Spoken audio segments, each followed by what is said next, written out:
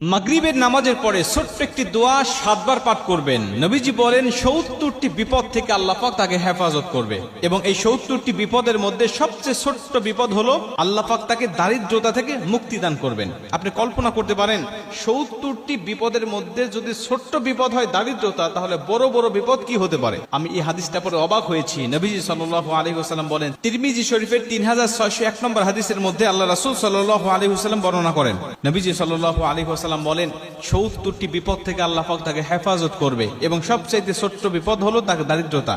আমরা কিন্তু দারিদ্রতাকেই সবচেয়ে বড় বিপদ মনে করি, অথচ নবীজি বলতেন না, এই 70টি বিপদের মধ্যে যত বিপদ আছে সবচেয়ে ছোট্ট বিপদ হলো দারিদ্রতা।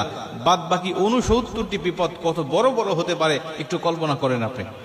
তার মানে আপনি যদি দোয়াটি নিয়মিত পাঠ করেন, আপনার যত বড় অসুস্থতা থাকুক না কেন আল্লাহ পাক আপনাকে পরিপূর্ণ শেফা দান করবে। আপনি যদি এই দোয়াটা পাঠ করেন, আপনি যত বড় বিপদের মধ্যে থাকেন না কেন, আপনার দেওয়ালে পিঠ থেকে গেছে কোনো সমস্যা নেই, আল্লাহ পাক এই কঠিন বিপদ থেকেও আপনাকে হেফাজত করবে।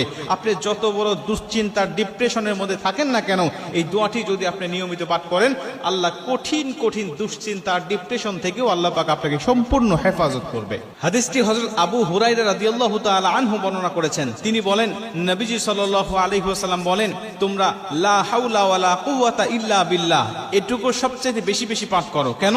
এটা হলো জান্নাতের রত্ন ভান্ডার। এই লা হাওলা ওয়ালা কুওয়াতা ইল্লা বিল্লাহ এটা হলো জান্নাতের রত্ন ভান্ডার। যদি কোনো ব্যক্তি এই দোয়াটি বেশি বেশি পাঠ করে, তাকে জান্নাতের রত্ন ভান্ডার দান করা হবে। কল্পনা করতে পারেন, জান্নাতের রত্ন ভান্ডারের মালিক যদি আপনি হয়ে যান, তাহলে দুনিয়াতে আপনার কিসের সমস্যা, কিসের দুঃখ, কিসের ব্যথা, কিসের বেদনা, আপনি তো দুনিয়ার জমিনে সবচেয়ে সুখময় শান্তিময় একজন মানুষ। নবীজি বলেন হাদিসের শেষে, এই ব্যক্তি যদি লা হাওলা ওয়ালা কুওয়াতা ইল্লা বিল্লাহ বলার পাশাপাশি যদি আরেকটু যোগ করে বাড়িয়ে দেয়, লা হাওলা ওয়ালা কুওয়াতা ইল্লা বিল্লাহ ওয়ালা মানজা মিনাল্লাহি ইল্লা ইলাইহি, রাসূল সাল্লাল্লাহু আলাইহি ওয়াসাল্লাম বলেন লা হাওলা ওয়ালা কুওয়াতা ইল্লা বিল্লাহর পাশাপাশি ওয়ালা মানজা মিনাল্লাহি ইল্লা ইলাইহি এটুকু যোগ করে যদি কোনো মানুষ তেলাওয়াত করতে পারে, আমল করতে পারে, পাঠ করতে পারে, আল্লাহ পাক তাকে কঠিন কঠিন 70টি বিপদ থেকে তাকে হেফাজত করবে। আল্লাহ পাক তাকে বালা মুসিবত থেকে, দুশ্চিন্তা থেকে, রিজিকের অভাব থেকে আমার আল্লাহ পাক তাকে সম্পূর্ণভাবে হেফাজত করবে। আপনি যত বড় সুস্থ হয়েছেন, ডাক্তারের কাছে ধর্ণা দিয়েছেন, কত চিকিৎসার জন্য আপনি হন্য হয়ে খুঁজতেছেন, কোনোভাবেই আপনার সুস্থতা মিলতেছে না, শেফা গ্রহণ করতে পারতেছেন না। আমি বলি, আপনি ফজরের নামাজের পরে, মাগরিবের নামাজের পরে অথবা 5 ওয়াক্ত নামাজের পরেই যখনই সুযোগ হবে, যখনই মনে হবে, তখনই আপনি এই দোয়াটা পাঠ করতে থাকেন। একাধিকবার পড়েন, 5 বার, 7 বার, 10 বার, 100 বার পর্যন্ত আপনি তেলাওয়াত করতে থাকেন।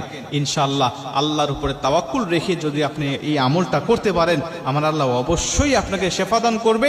আমার আল্লাহ অবশ্যই আপনাকে সমস্ত বালা মুসিবত থেকে হেফাজত করবে।